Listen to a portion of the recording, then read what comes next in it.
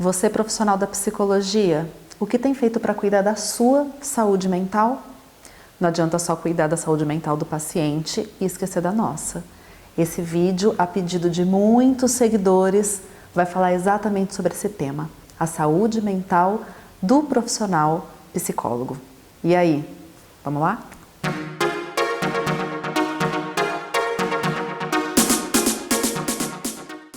Autocuidado é para todos, incluindo a gente. O que você tem feito para cuidar da sua saúde mental? A gente tem que pensar, acima de tudo, que o nosso trabalho é um trabalho extremamente pesado. O nosso trabalho não é fácil. Eu escuto às vezes algumas pessoas falando assim: ah, você vai lá, fica sentadinho o dia inteiro só escutando as pessoas falarem. Não é assim, né? Enquanto a gente está aqui sentado, escutando a história do outro lado, a gente está fazendo raciocínio clínico, pensando em estratégias, a gente tem um trabalho externo ao contexto de consultório. Nós escutamos histórias muitas vezes pesadas, né? Muitas vezes histórias muito complicadas. E nós como profissionais da saúde mental, temos uma grande responsabilidade, né? Sobre o indivíduo que chega até nós. Então, a nossa atividade profissional, ela não é uma atividade simples, ela é uma atividade de grande responsabilidade, ela é uma atividade do campo da saúde e, por isso, nós temos que ter muito cuidado com a forma como a gente cuida da gente para conseguir assumir a responsabilidade de cuidar do outro. Existem alguns pontos que a gente pode pensar quando falamos do cuidado da nossa saúde mental. Então, num primeiro momento, eu quero falar com vocês sobre o cuidado da minha saúde mental dentro do contexto clínico, ou seja, a forma como eu conduzo o meu trabalho, né, vai me ajudar a estar melhor comigo. Então, em outras palavras, como eu conduzo o meu trabalho de uma forma que eu não me sobrecarregue também do ponto de vista emocional, psicológico e tudo mais. Um outro olhar que eu gostaria de dar é quando as questões relacionadas à minha saúde mental são extraconsultório, né? Então, os motivos estão no meu contexto de vida e não no contexto da atividade de trabalho em si. Olhando para a primeira perspectiva, que é essa perspectiva do contexto clínico em si, eu penso que um ponto muito importante da gente atentar é para a organização do meu dia, da minha rotina dentro do contexto de consultório. Então, por exemplo, quantos pacientes eu atendo em um dia? Então, o excesso de pacientes assim concentrados em um único dia é algo que tende a gerar uma sobrecarga, né? Porque eu fico cansada, porque eu percebo que eu não consigo mais fazer no fim do dia o raciocínio clínico da maneira como eu gostaria, a minha atenção já começa a ficar flutuante e isso me dá essa percepção de um trabalho não tão bem desenvolvido, que gera insegurança, que gera um sentimento ruim de não estar conseguindo ajudar tanto quanto a gente poderia aquele paciente. Então, uma estratégia interessante é tentar diluir um pouquinho, não concentrar tantos pacientes em um dia só e diluir um pouquinho ao longo da semana. Um outro ponto legal de prestar atenção é tentar fazer pausas entre os atendimentos. Então, você de repente escolheu concentrar os pacientes em um dia específico, mas tenta fazer uma pausa entre um paciente e outro. Que seja uma pausa de meia hora ou uma pausa de 1 hora entre um paciente e outro para poder tomar um café e fazer um xixi, né? Comer alguma coisinha, dar uma olhadinha no WhatsApp, assistir uma série, qualquer coisa, para dar uma desanuviada na cabeça. Então, essas pausas entre pacientes é algo interessante quando a gente tem um dia concentrado de atendimentos. Uma estratégia que também é interessante é a organização dos meus pacientes a partir de determinadas demandas. Então, todo mundo tem pacientes que são um pouco mais tranquilos de serem atendidos, com demandas mais leves, e pacientes que são mais complicados, que exigem mais da gente. Ou ainda, pacientes que eu tenho mais ou menos prazer em atender, né? Porque isso também pode acontecer, né? Então, isso é algo que dá para ser manejado por nós. concentrar pacientes muito difíceis num dia, então gera também essa sobrecarga maior, um peso maior naquele dia, talvez um sentimento de não estar dando conta tão bem quanto poderia. Então isso pode ser manejado com essa distribuição das demandas, óbvio, na medida do possível, ao longo da sua semana. Outro ponto é o quanto de disponibilidade você oferece para esse paciente, né? Hoje em dia, grande parte dos profissionais fazem uso do WhatsApp como forma de comunicação. Mas o WhatsApp ele deveria ser restrito a situações muito específicas. Então, agendamentos, reagendamentos, cancelamentos, algo muito pontual que o paciente precise dividir com você, uma situação de urgência, né, que tenha ficado combinada entre você e o paciente.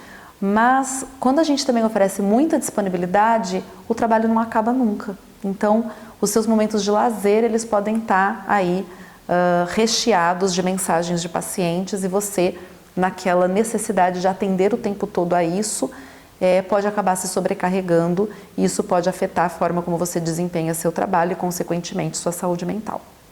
Nesse sentido, é importante a gente pensar no dia acabado.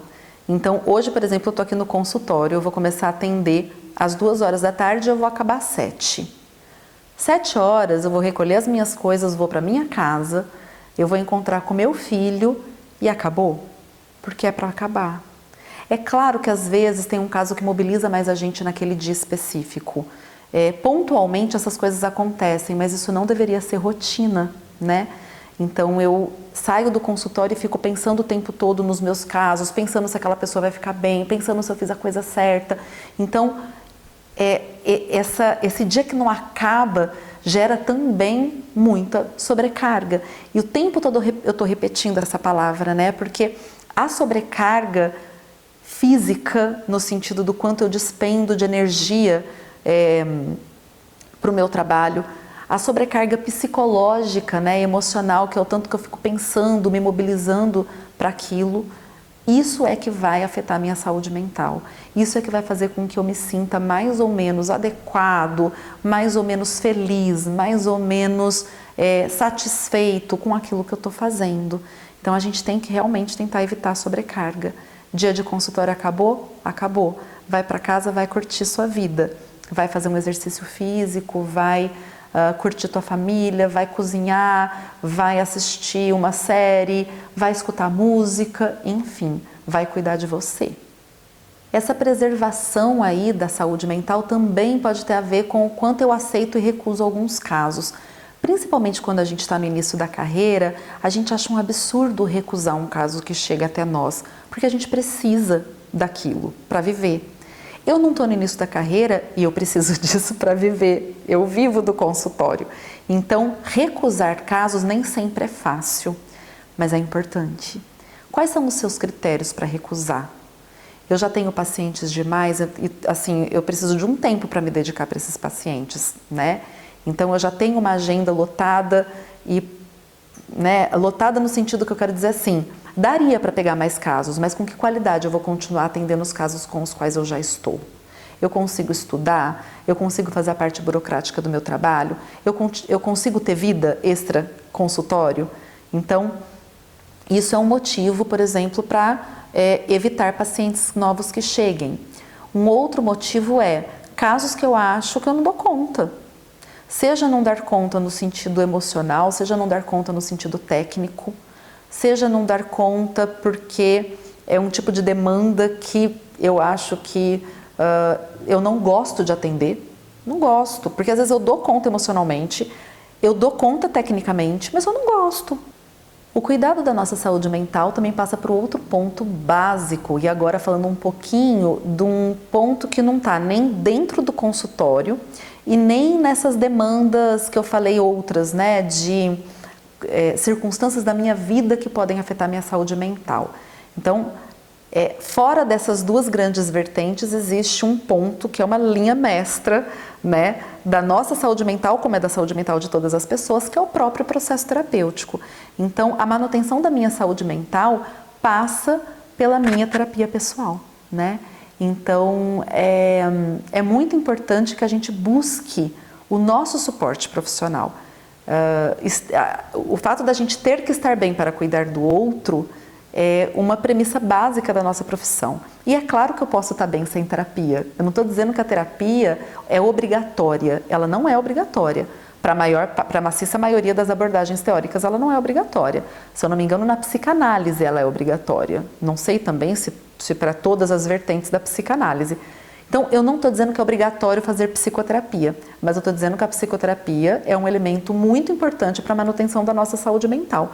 Eu posso estar num momento da minha vida em que as coisas estão muito bem. Minha vida pessoal vai bem, eu estou bem organizada no meu consultório, estou feliz. Eu posso não ter, de fato, demanda nesse momento para minha terapia pessoal. Mas, terapia é um ponto importante quando as coisas não andam muito bem. Eu tenho que estar bem para ser psicólogo. Não dá para ser psicólogo e estar com uma vida bagunçada do ponto de vista afetivo. Então, a psicoterapia é um outro elemento muito importante. Aliada à supervisão. A supervisão a gente costuma dizer que principalmente para quem está começando a supervisão é muito importante, mas não é só para quem está começando não. Supervisão é importante durante toda a nossa trajetória profissional. Também não precisamos fazer supervisão todo o tempo, não precisamos fazer supervisão para todos os casos. Mas a supervisão nos dá muito suporte, nos dá segurança, falar com alguém mais experiente do que a gente, sentir muitas vezes que a gente está fazendo o nosso trabalho bem feito, que a gente está fazendo de fato tudo o que a gente pode. Às vezes esse respaldo precisa vir de terceiros, A supervisão muitas vezes funciona num manejo terapêutico também, quando a gente recebe o acolhimento do supervisor frente às dificuldades que a gente está enfrentando. A supervisão nos dá modelo e a terapia também. Tanto terapia quanto supervisão dá pra gente modelo de atuação, E isso é muito importante, principalmente para quem está em início de carreira.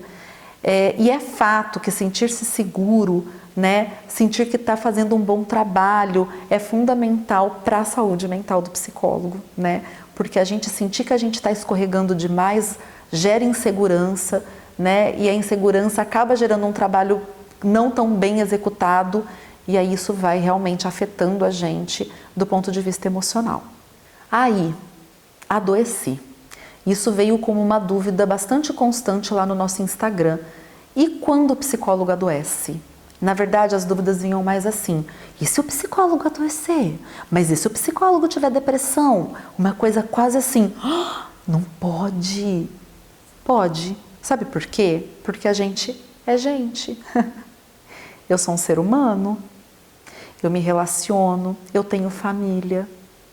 Minha família não é perfeita, Eu tenho problemas familiares, eu posso ter problemas com amigos. Eu sou casada, eu tenho filho, eu posso ter problema com meu marido, eu posso estar tendo problemas com meu filho. O meu filho pode adoecer, eu posso viver uma adversidade na minha vida simplesmente porque eu sou gente. Porque quando eu estou fora do consultório, eu estou submetida a todas as contingências de vida que afetam os meus pacientes, Então, eu estou propícia ao adoecimento emocional como qualquer outra pessoa. E é muito importante assumir isso. É muito importante porque se eu trago como um tabu o adoecimento emocional, como que eu lido com o adoecimento emocional do outro? Então o outro é uma aberração porque ele adoeceu? Eu sou tão super-heroína que eu não posso adoecer?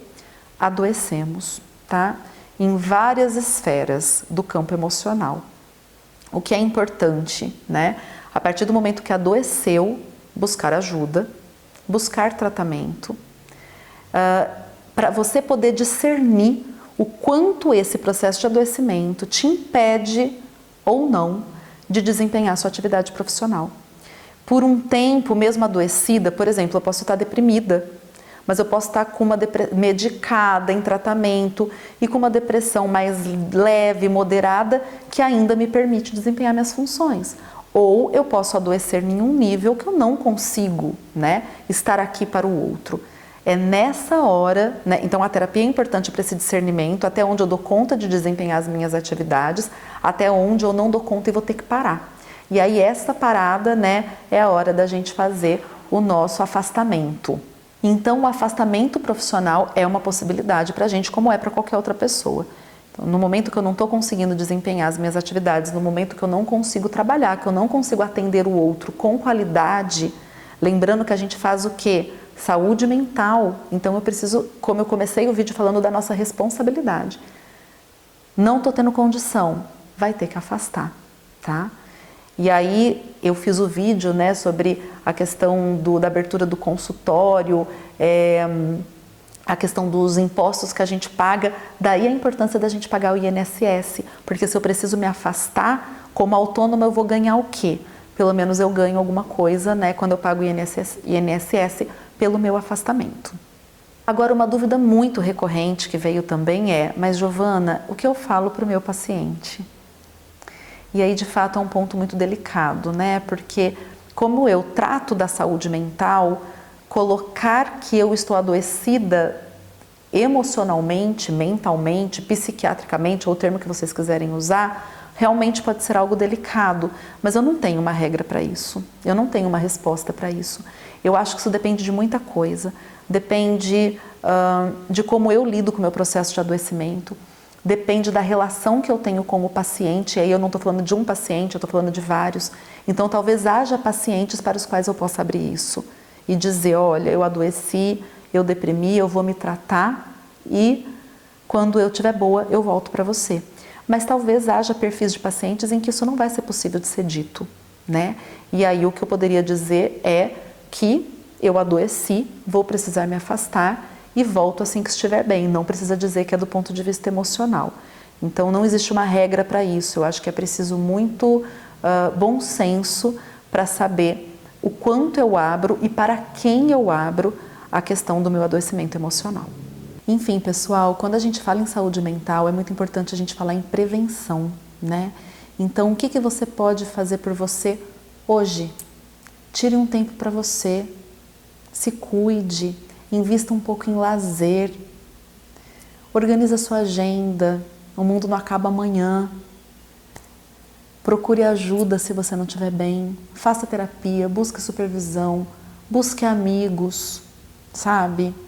Escuta música, faz alguma coisa que você curta teu marido, teu namorado, tua namorada, enfim, seus filhos. A vida é agora e a gente não pode viver para trabalhar. O trabalho não pode ser o principal elemento da nossa identidade, da nossa vida. Ele forma uma parte importante, mas não é tudo. Então previnam-se, cuidem-se hoje, tá? É isso que eu tinha para falar para vocês sobre saúde mental do profissional da psicologia. Espero ter ajudado aí quem se encontra em alguma condição de sofrimento ou conhece alguém que se encontre numa condição de sofrimento. Espero ter ajudado a prevenir condições de adoecimento. E é isso. A gente se vê no próximo vídeo. E não se esqueçam de nos seguir nas redes sociais, Instagram, Facebook e aqui no YouTube. Deixem seus comentários, vamos interagir e continuar essa corrente aí de construção de uma psicologia melhor. Combinado? E aí, vamos dialogar? Até o próximo. Tchau, tchau.